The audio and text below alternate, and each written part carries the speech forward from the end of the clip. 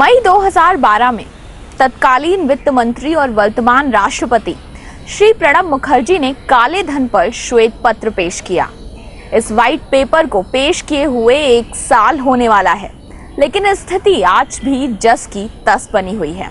ना तो अब तक काले धन की कोई रिकवरी हुई है और ना ही इस श्वेत पत्र में किए गए वादों पर सरकार खरी उतरी है। आइए आपको बताते हैं क्या था ये श्वेत पत्र।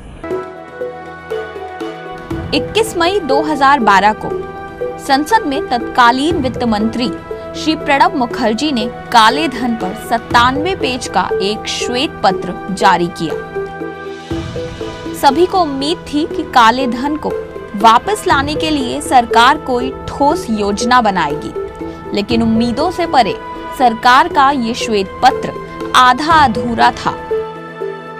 श्वेत पत्र में ना तो काला धन जमा करने वालों का नाम लिया गया, ना ही इस बात का कोई सरकारी आंकड़ा दिया गया कि देश में और देश के बाहर कितना काला धन है, और ना ही ये बताया गया कि काले धन को वापस लाने के लिए सरकार कौन कौन से कदम उठाएगी। इस श्वेत पत्र में काले धन की मात्रा का पता लगाने के लिए गठित समिति की रिपोर्ट भी शामिल नहीं की गई, और यही वजह थी कि विपक्ष ने सरकार के इस श्वेत पत्र को निराशाजनक बताया।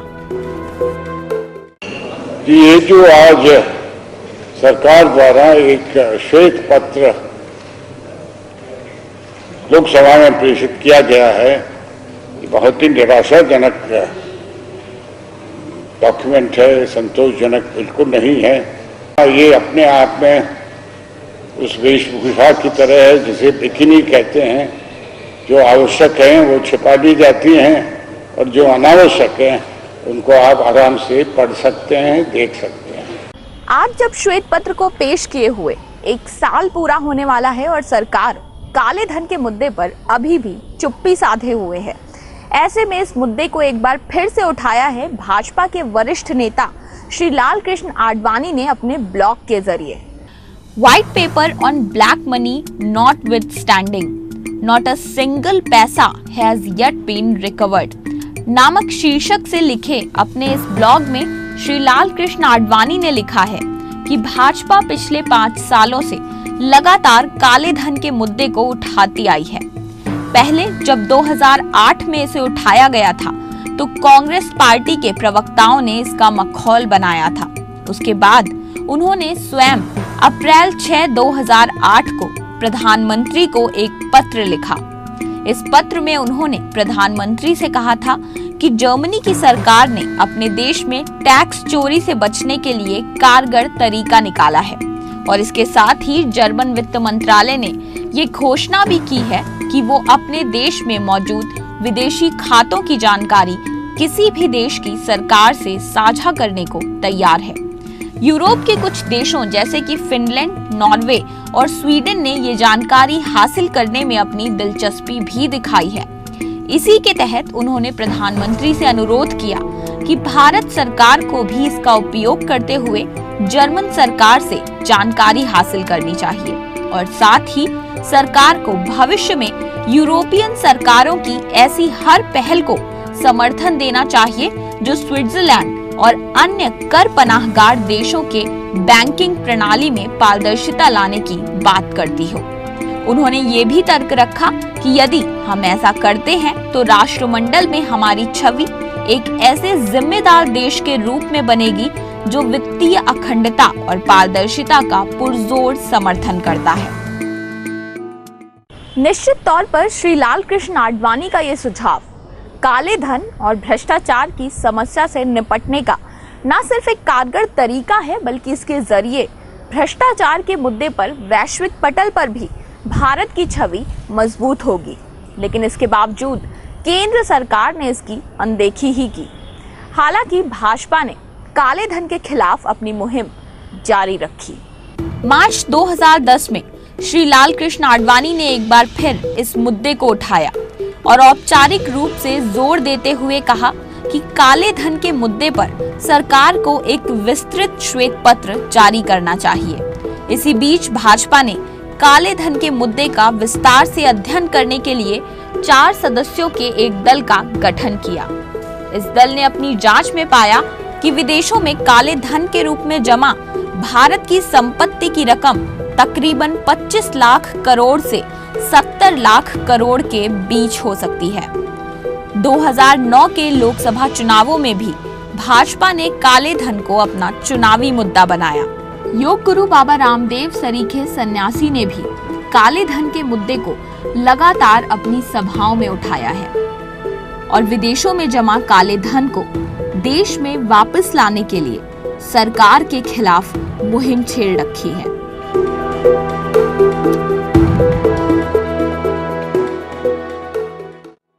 दो 2011 में श्री लाल कृष्ण आडवाणी की अगुवाई में भाजपा द्वारा आयोजित जनचेतना यात्रा में भी जिन 3 मुद्दों पर ध्यान केंद्रित किया गया वो थे महंगाई, भ्रष्टाचार और काला धन।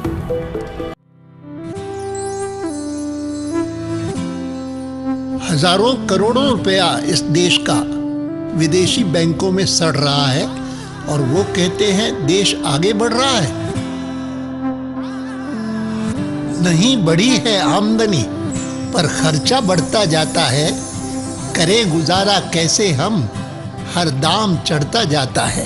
40 दिनों तक चली इस जन चेतना यात्रा में आडवाणी जी ने भारत के हर राज्य का दौरा किया। जनता द्वारा इस यात्रा को मिले अपार समर्थन से पता चलता है कि तब देश की जनता कॉमनवेल्थ गेम्स में हुए घोटाले और बढ़ती महंगाई से कितनी त्रस्त आ चुकी थी।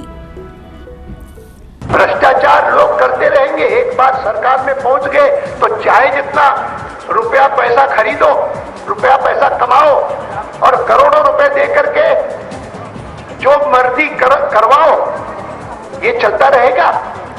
नहीं चलेगा। पूरे यात्रा में इसी एक बात पर बल देता रहूंगा। मुझे यकीन है कि इस यात्रा के माध्यम से जिस प्रकार की जन चेतना हम पैदा करना चाहते हैं देश में, वैसी जन चेतना निश्चित रूप से पैदा होगी और यह भारत निश्चित रूप से महान देश बनेगा। भ्रष्टाचार के मुद्दे पर चारों तरफ से घिर चुकी सरकार ने आखिरकार मई 2012 में संसद में श्वेत पत्र पेश किया। श्वेत पत्र में सरकार की ओर से विदेशों में जमा काला धन वापस लाने और देश में काला धन पर अंकुश लगाने का आश्वासन दिया गया था, लेकिन ये आश्वासन और वादे धरे के धरे रह गए। ना भ्रष्टाचार खत्म हुआ और ना ही काला धन वापस आया। अपने ब्लॉग में श्री लाल कृष्ण आडवाणी ने इस बात पर अफसोस व्यक्त किया कि सरकार पिछले साल मई में काले धन पर श्वेत पत्र लाई थी, लेकिन उसमें किए गए वादों पर कोई अमल नहीं किया गया। इस श्वेत पत्र की प्रस्तावना में कहा गया था कि काले धन का आकलन करने के लिए जिन 3 अलग अलग संस्थाओं को जिम्मेदारी दी गई है, उनकी रिपोर्ट सितंबर 2012 तक आ जाएगी। ये 3 संस्थाएं हैं National Institute of Public Finance and Policy, National Institute of Finance and Management और National Council for Applied Economic Research. Lal Krishna Advani ने लिखा है कि इन तीनों संस्थानों ने अभी तक अपनी रिपोर्ट नहीं सौंपी है। आडवाणी जी ने कहा कि सिर्फ अमेरिका और जर्मनी जैसे शक्तिशाली देश ही नहीं, बल्कि नाइजीरिया, पेरू और फिलीपींस जैसे छोटे देश भी विदेश में जमा काला धन वापस ले आए। वहीं दूसरी ओर भारत में हमने ऐसे लोगों के नामों को लेकर खबरें देखी जिनके स्विस बैंकों या किसी और कर पनाहगाह देश में खाते हैं, लेकिन कभी सुना नहीं कि अवैध रूप से जमा किया गया एक भी पैसा वापस भारत आया हो। उन्होंने लिखा कि उन्हें सिर्फ एक बात का अफसोस है कि श्वेत पत्र पर आगे की कार्रवाई काफी निराशाजनक है। राष्ट्रपति श्री प्रणब मुखर्जी से आग्रह करते हुए उन्होंने कहा कि श्वेत पत्र पेश करते समय श्री प्रणब मुखर्जी जिस पद पर थे, अब वे उससे कहीं अधिक ऊंचे ओहदे पर हैं। ऐसे में मैं उनसे ये सुनिश्चित कराने का आग्रह करना चाहता हूं कि श्वेत पत्र में किए गए वादों को सरकार पूरा करे। वादे तो बहुत किए गए, लेकिन आखिर कितने वादों पर खरी उतरी है सरकार? सरकार के सामने कई बड़े सवाल हैं। आखिर पिछले 1 साल में सरकार ने काला धन वापस लाने के लिए क्या कदम उठाए हैं? क्या अब तक काले धन का कोई सरकारी आकलन किया गया है? सरकार ने विदेशी बैंकों में जमा काले धन का पता लगाने के लिए किन देशों के साथ समझौता किया है? क्या सरकार के पास काला धन रखने वालों की कोई सूची है? सवाल कई हैं, लेकिन जवाब एक भी नहीं।